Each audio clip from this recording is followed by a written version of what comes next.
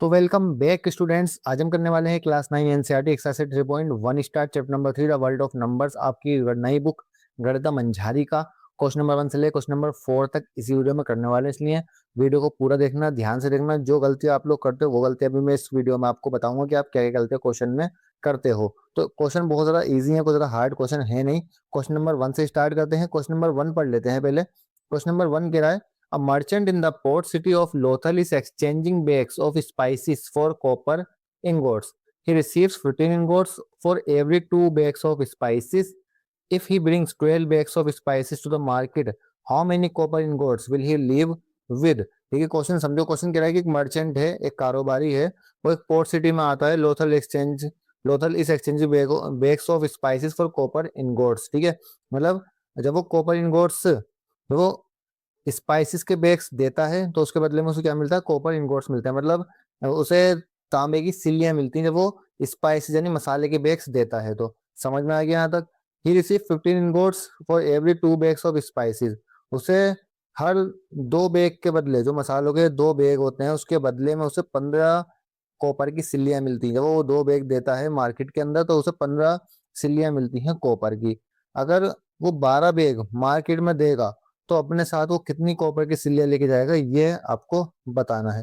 तो क्वेश्चन बहुत ज्यादा इजी है।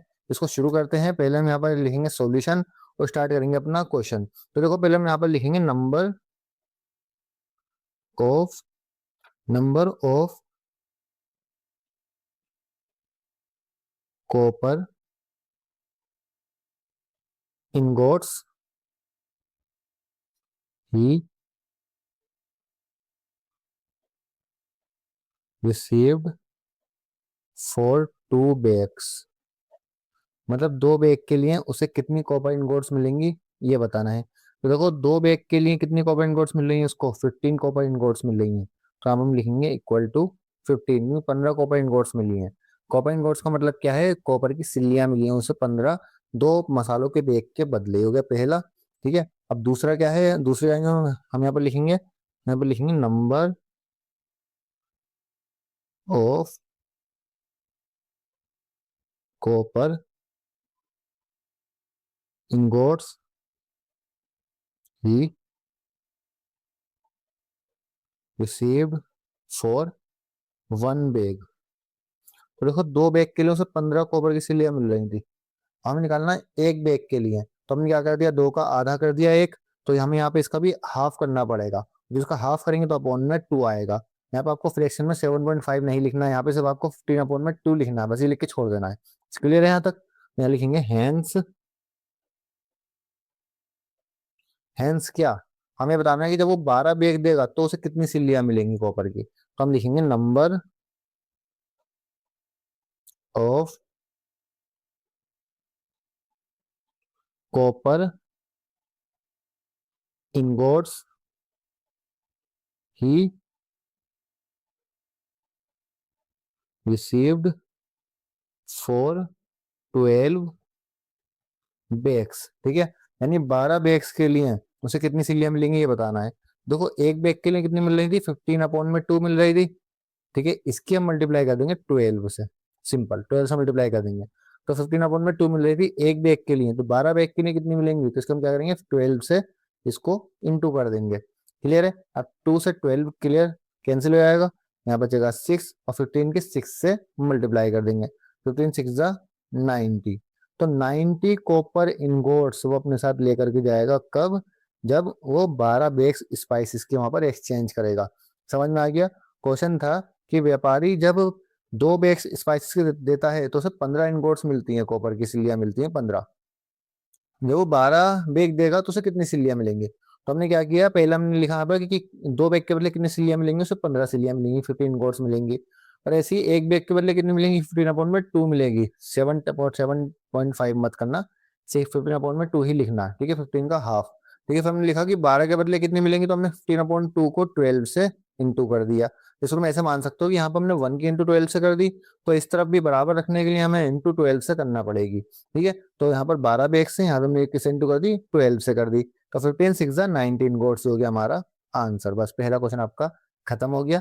सेकंड क्वेश्चन करते हैं नेक्स्ट पेज पर। तो बच्चों क्वेश्चन नंबर 2 देखो, क्वेश्चन नंबर 2 में लिखा हुआ है look at the sequence of number on one column of the Ishango bone 11, 13, 17, 19 what do these numbers have in common, miss the next three numbers that fit this pattern. तो देखो यहाँ पर लिखा हुआ है कि तुम्हें सीक्वेंस ऑफ नंबर देखना है इशांगो बोन का। इशांगो बोन क्या है, ये यहाँ पर मैंने बना दी है। इशांगो बोन आपकी बुक में यहाँ पर दी हुई है। तो इशांगो बोन क्या थी, 20,000 साल पहले मिली हुई हमें एक बोन थी जो हमें 20,000 साल पहले मिली थी। ये मिलती है हमें नील नदी के आसपास। और इस बोन में क्या था, इस बोन में एक मैथमेटिकल पैटर्न था। पैटर्न कैसा, जब ये बोन मिली तो यहाँ पर कुछ लाइंस ड्रॉ हुई थी, कुछ लाइंस यहाँ पर ड्रॉ हुई थी 1 2 3 करके। तो जब उन लाइंस को गिना गया तो यहाँ पर लाइंस थी 11, यहाँ पर 13, यहाँ पर 17, यहाँ पर 19। तो इनको हम टेली मार्क्स बोलते हैं, इन लाइंस को टेली मार्क्स बोलते हैं। तो यहाँ पर 11 थी, ऊपर 13, यहाँ पर 17, यहाँ पर 19। अब ये जो इशांगो बोन थी, इशांगो बोन ही 20,000 साल पुरानी थी, ठीक है, जो हमें नील नदी के किनारे मिली थी, ठीक है। अच्छा, अब एक चीज के अंदर एक पैटर्न दिख रहा होगा आपको कि पहला नंबर क्या है 11, दूसरा है 13, तीसरा 17 और चौथा है 19। ये चारों ही नंबर आप देखेंगे तो चारों ही नंबर प्राइम नंबर है। पहली चीज तो चारों नंबर क्या है, प्राइम नंबर। तो what do these number have in common, तो दीज ऑल आर, पहले का आंसर होगा हमारा all the numbers are prime numbers. देखिए इतने नंबर से क्या है, प्राइम नंबर है, 11, 13, 17 एंड 19। दूसरी कॉमन बात क्या है कि सारे के सारे जितने भी कॉमन नंबर हैं सारे सारे लाई करते हैं 10 और 20 के बीच में। तो लिखेंगे all the numbers lie between 10 and 20, ठीक है, 10 और 20 के बीच में लाई करते हैं, यानी ये ऐसे नंबर हैं तो 10 और 20 के बीच में है और प्राइम नंबर है। तो देखो जिन बच्चों को नहीं पता प्राइम नंबर किन्हें कहते हैं बता देता हूँ। 9वीं क्लास के बच्चों को ज्यादातर पता होता है कि प्राइम नंबर किसे कहते हैं, अगर नहीं पता हो फिर बता देता हूँ। प्राइम नंबर्स का मतलब होता है ऐसे नंबर्स जो किसी भी टेबल में नहीं आते, खुद के अलावा अपने टेबल में आएंगे और किसी के टेबल में नहीं आएंगे। जैसे 11 किसी के भी टेबल में नहीं आता, 13 किसी के टेबल में नहीं आता, 17, 19 किसी के टेबल में नहीं आते। तो ये वो नंबर है जो किसी के भी टेबल में नहीं आते, यानी किसी से भी डिवाइड नहीं होते, सिर्फ अपने आप से डिवाइड होते हैं या 1 से डिवाइड होते हैं। तो इनके पास दूसरा कोई फैक्टर नहीं होता, इनको बोलते हैं हम प्राइम नंबर्स। तो ये पहली चीज क्या कॉमन थी इनके अंदर कि सारे के सारे प्राइम नंबर हैं। दूसरी चीज कॉमन क्या थी कि सारे के सारे नंबर 10 और 20 के बीच में है। समझ में आ गई इतनी बात, ठीक है। अच्छा, और कह रहा है list the next three numbers that fit this pattern. हमें आगे ये 3 नंबर बताने जो इस पैटर्न में फिट हो सके। तो देखो इस पैटर्न में फिट होने वाले नंबर जो होंगे वो भी आगे प्राइम नंबर ही होंगे, क्योंकि सारे प्राइम नंबर हैं। तो जितने भी नंबर होंगे आगे 3 नंबर वो सारे भी क्या होने चाहिए, प्राइम नंबर, यानी वो किसी से भी डिवाइड नहीं होने चाहिए। तो दूसरे का आंसर हम यहाँ पर लिखेंगे द थ्री नंबर्स, जरा नेक्स्ट नंबर लिख देना, the next numbers that fit in this pattern. अगले 3 नंबर जो इस पैटर्न में फिट हो सके। तो देखो पहले 3 नंबर कौन से थे, पहले 3 नंबर हैं आपके 11, 13, 17 एंड 19। ये वो नंबर हैं जो प्राइम नंबर है, जो शांगो बोन पे मिले थे। अब इसके आगे 3 नंबर हमें और लिखने हैं। 3 नंबर क्या हो सकते हैं इसके आगे और, तो 20 नहीं हो सकता, 2 के टेबल में आता है, 21 3 के टेबल में आता है, 22 11 के टेबल में आता है, 23 किसी टेबल में नहीं आता। तो अगला नंबर क्या हो सकता है, 23 हो सकता है, 24 6 के टेबल में आता है, 25 5 के टेबल में आता है, 26 13 के टेबल में आता है, 27 9 के टेबल में, 28 14 के टेबल में, और 29 किसी के टेबल में नहीं आता। तो यहाँ पे लिख सकते हैं 29 नेक्स्ट नंबर। 30 10 के टेबल में आता है, 31 किसी के टेबल में नहीं आता, तो अगला नंबर 31 हो सकता है, ठीक है। ये हो गए आपके नंबर, अगले 3 नंबर जो इशांगो बोन के पैटर्न को फॉलो करेंगे, जो नेक्स्ट 3 नंबर हो सकते हैं इस बोन के, ठीक है, इस पैटर्न के। समझ में आ गया, तो हो गया आपका दूसरा आंसर। तो क्वेश्चन नंबर 2 हमने कर लिया। पहला क्वेश्चन क्या था, यहाँ पर इन नंबर में क्या कॉमन है। इन नंबर में 2 चीज कॉमन दिखी मुझे, आपको ज्यादा दिखी हो तो आप ज्यादा लिख देना, मुझे तो यहाँ पे 2 चीज कॉमन दिखी। पहली चीज क्या कॉमन दिखी कि जितने भी नंबर थे सारे प्राइम नंबर हैं, और दूसरी मुझे ये चीज कॉमन दिखी वो ये दिखी कि सारे ही प्राइम नंबर 10 और 20 के बीच में थे, 10 और 20 के बीच में लाया करते हैं जितने ही प्राइम नंबर थे। दूसरा इसने बोला कि भाई अगले 3 नंबर इस पैटर्न में अगले 3 नंबर कौन से हो सकते हैं। तो हमने जब इस पैटर्न को ऑब्जर्व किया तो हमने देखा कि जितने भी नंबर है प्राइम नंबर है सारे के सारे, और जब प्राइम नंबर है तो अगले 3 नंबर भी प्राइम नंबर ही होंगे। तो हमने अगले 3 प्राइम नंबर यहाँ पर लिख दिए 23, 29 एंड 31। तो क्वेश्चन 2 हमारा इस तरीके से हो चुका है कंप्लीट। ये हमारा आंसर। ठीक है, हम करते हैं क्वेश्चन नंबर 3 नेक्स्ट पेज पर। चलो स्टूडेंट क्वेश्चन नंबर 3 स्टार्ट करते हैं। क्वेश्चन नंबर 3 को पढ़ लेते हैं ध्यान से, क्या कह रहा है। कह रहा है we know that natural numbers are closed under addition. The sum of any two natural numbers is always a natural number. Are they closed under subtraction? Provide a couple of example to justify your answer. कह रहा है जो natural number होते हैं are close under addition. ठीक है, मतलब अगर आप दो नेचुरल नंबर को जमा करेंगे तो हमेशा एक नया नेचुरल नंबर बनेगा, ये ध्यान रखना। तो आपका दो नेचुरल नंबर है, आपने उनको जमा करा तो हमेशा एक नया नेचुरल नंबर बनेगा। अब नेचुरल नंबर हमने इंट्रोडक्शन में बता दिया है, अगर आपको नहीं पता दोबारा बता देता हूँ। नेचुरल नंबर का मतलब होता है वन। नेचुरल नंबर का मतलब होता है 1 2 3 4 5 एंड अनलिमिटेड। ठीक है, अनलिमिटेड इन्फिनिटी तक तो मैं बोलते हैं नेचुरल नंबर। नेचुरल नंबर में नेगेटिव नंबर नहीं आते, जीरो नहीं आता, ये सब नंबर नहीं आते। ठीक है, तो उन्हें बोलते हैं नेचुरल नंबर। 1 2 3 4 5 6 इनको बोलते हैं नेचुरल नंबर्स। ठीक है, तो अगर हम दो नेचुरल नंबर्स को जमा करेंगे तो हमारा आंसर हमेशा नेचुरल नंबर ही आएगा। ठीक है, क्वेश्चन ने बोला है जैसे आप कोई भी नंबर आप उठा लो, 6 में 10 प्लस कर दो 16 हो जाएगा, 5 में 2 प्लस कर दो नेचुरल नंबर 7 हो जाएगा। तो इस तरीके से जो भी आप नंबर उठाएंगे नेचुरल नंबर, आप जब आप उनको जमा करेंगे तो आपका आंसर नेचुरल नंबर ही आएगा। ठीक है, ये क्वेश्चन ने बोला है। अब क्वेश्चन ने कहा है कि क्या माइनस में भी ऐसे ही होगा।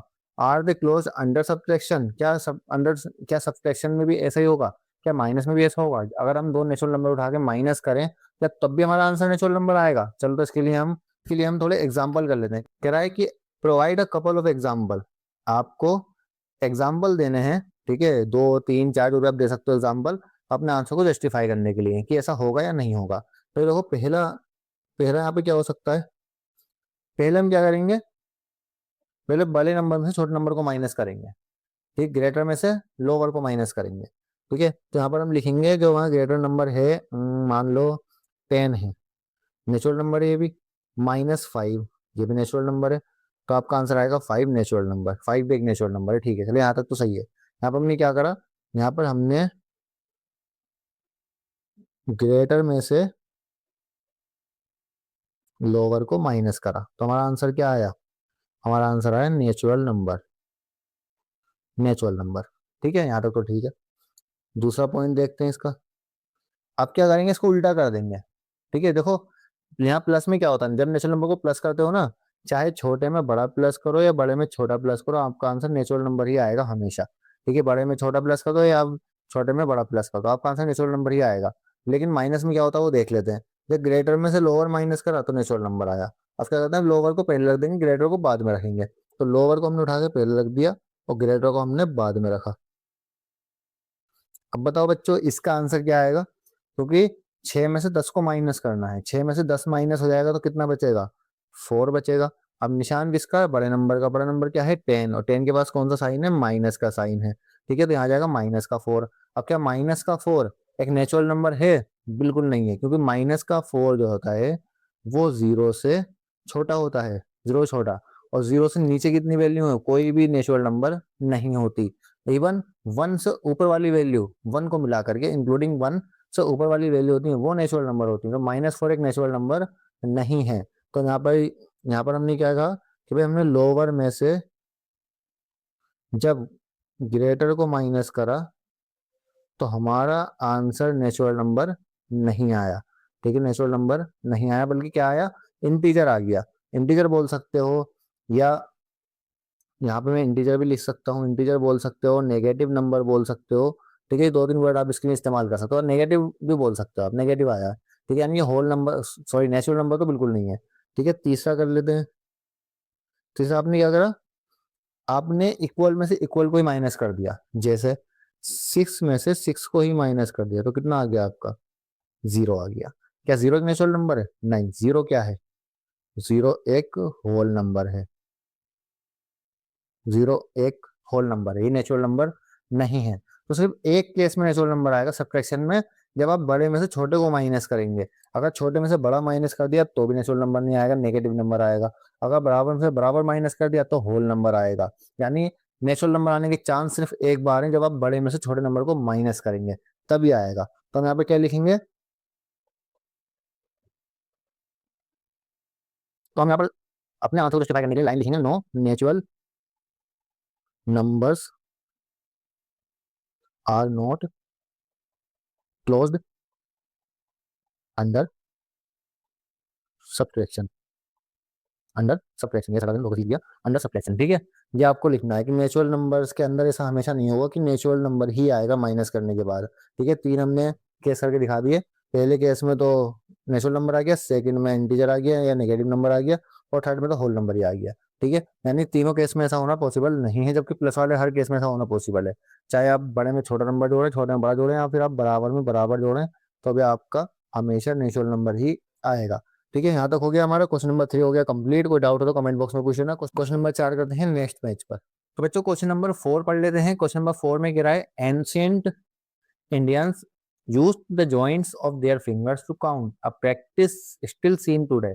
Each finger has 3 joints and a thumb is used to count them. How many can you count on one hand? How does this relate to the ancient base 12 counting system? ठीक है, अच्छा question क्या कह रहा है, question को एक बार ध्यान से समझ लो। क्वेश्चन कह रहा है कि एंशियंट इंडिया के अंदर जो एंशियंट इंडियंस थे, पुराने जमाने के जो इंडियंस थे, ठीक है, वो अपने फिंगर के जॉइंट्स को काउंटिंग के लिए यूज करते थे। जैसे आज आज हम लोग भी करते हैं इस तरीके से, 1 2 3 4 5 6 तरीके से काउंटिंग के लिए यूज करते थे। जो प्रैक्टिस आज भी देखे जाती है, आज भी आप देखेंगे बहुत सारे लोग इस तरीके से काउंट करते हैं, 1 2 3 4 5 6 7 8 9 इस तरीके से आज भी लोग काउंट करते हैं। तो हर फिंगर में 3 जॉइंट होते हैं। ठीक है, जैसे आप देखेंगे 1 2 3 1 2 3 1 2 3, ये 3 जॉइंट होते हैं, हर फिंगर के अंदर 3 जॉइंट होते हैं। ठीक है, and the thumb is used to count them. और अंगूठे को हम इस्तेमाल करते हैं गिनती गिनने के लिए उंगलियों पर। कभी भी उंगली को उंगली पे गिनती करने के लिए इस्तेमाल नहीं करते, अंगूठे को ही यूज करा जाता है। ठीक है, ये हमारा थंब हो गया और ये हमारे फिंगर हो गई, तो इसको इस्तेमाल करेंगे 1 2 3 4 5 6 7 8 9 11 12 इस तरीके से हम करेंगे। ठीक है, 9 10 11 12 इस तरीके से हम करेंगे। ठीक है, अब कह रहा है how many can you count on one hand, कह रहा है आप एक हाथ पे कितना गिन सकते हो ये बताना है। ठीक है, तो देखो पहली बात, हम एक हाथ पे कितना गिन सकते हैं। देखो हमारे पास कितनी उंगलियां हैं, हमारे पास 4 उंगलियां हैं। आप बोलोगे 5 है, नहीं 5 नहीं है, 4 है। एक तो अंगूठा है ना, थंब, एक थंब है। ठीक है, अंगूठा, अंगूठे को उंगली में नहीं गिनते, अंगूठे को अलग रखते हैं, उंगलियों को गिना जाता है, सिर्फ उंगलियों को, क्योंकि अंगूठे का इस्तेमाल तो हम गिनने के लिए कर रहे हैं ना, अंगूठे को थोड़ी गिन रहे हैं। आज के टाइम में लोग करते हैं ऐसा 1 2 3 4 5 6 7 8 9 11 12 13, ठीक है, 11 10 11 12 13 14 15 ऐसा करते हैं। लेकिन पहले जमाने में ऐसा नहीं होता था, पहले जमाने में सिर्फ 12 गिनतियां गिनी जाती थी इस तरीके से, यहाँ से यहाँ तक सिर्फ 12 12 1 to 12 गिना जाता था, वो भी अंगूठे की हेल्प से। तो हमारे पास 4 फिंगर्स होती हैं, 4 फिंगर्स, और हर फिंगर्स में कितने इक्वल जॉइंट्स हैं। ऐसा नहीं है किसी फिंगर में 2 जॉइंट है, किसी में 1 जॉइंट है, हर फिंगर में 3 जॉइंट है, 3 जॉइंट। ठीक है, तो 4 उंगलियां 3 जॉइंट। अब हम क्या करेंगे, सिंपल 4 को 3 से मल्टीप्लाई कर देंगे, तो हमारा आंसर कितना आ जाएगा, 12 आ जाएगा। तो इसको हम सिंपल भाषा में लिख भी देंगे ऐसे, we have 4 fingers in hand. ठीक है, हमारे हमारे हाथ में कितनी उंगलियां हैं, 4 उंगलियां हैं। ठीक है, और यहाँ पे लिखेंगे ईच, सॉरी यहाँ पे फिंगर आएगा, ईच फिंगर हैज 3 जॉइंट्स। ठीक है, हर फिंगर के पास कितनी जॉइंट है, 3 जॉइंट है, 3 जॉइंट्स हैं। ठीक है, अब फिंगर कितनी, 4, और जॉइंट्स कितने, 3, दोनों को आपस में मल्टीप्लाई कर दो। तो हम यहाँ पे लिखेंगे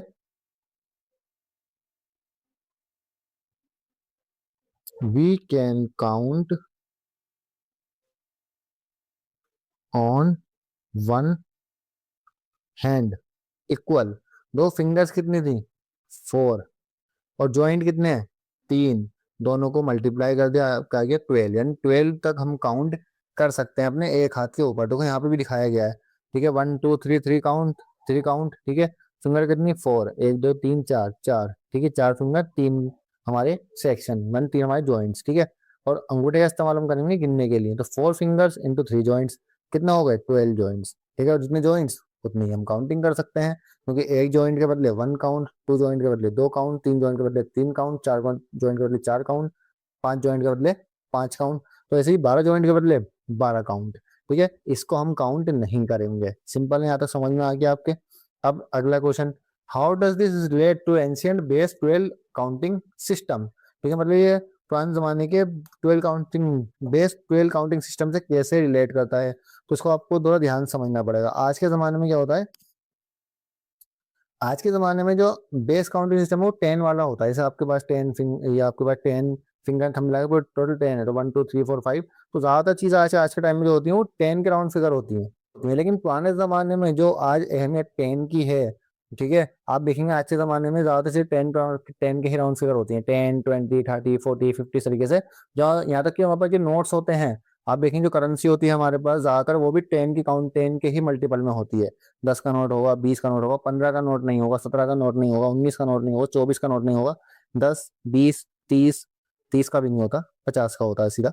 ठीक है, 50 का होता है, 100 का होता है, 200 का होता है, 500 का होता है, 2000 तक का नोट आ गया था, 1000 का भी पहले टाइम में हुआ करता था।